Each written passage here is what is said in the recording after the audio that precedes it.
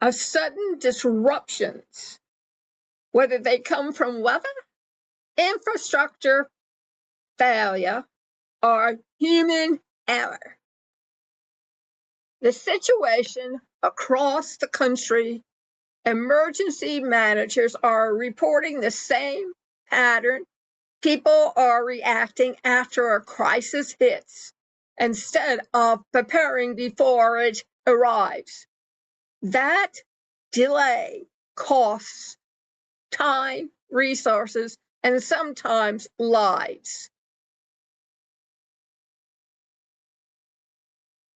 The latest advisory stresses that even small disruptions, a transformer failure, a flash flood, a chemical spill, a fire out of control, like in Utah, or a communications outage can escalate quickly when communities aren't ready and prepared.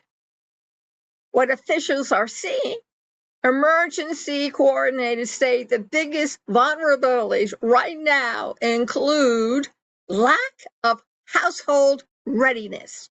Most families still don't have a 72-hour kit, works out to 3 days. Communication gaps. People rely on cell services that may fail during storms or grid stress. Smoke fires are very good. Medication and medical needs. Too many households have no backup plan for prescription or medical devices. A generator only lasts so long, and if you don't have the gasoline to keep it moving, you're out of it, huh? These aren't theoretical risks. Oh no, they're real-world failures seen repeatedly during recent severe weather events and infrastructure breakdowns.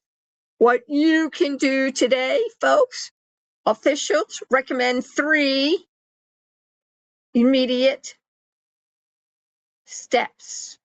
Build a basic emergency kit: water, shelf-stable food, flashlights, batteries, first aid supplies, and copies of important documents. Create a communication plan. Know who you'll contact, where you'll meet, and how you'll reconnect if phones go down. Prepare for y'all medical needs. Keep extra medication when possible. Store backups for essential devices and know your nearest emergency facility. Being prepared isn't about fear, folks. No, sir.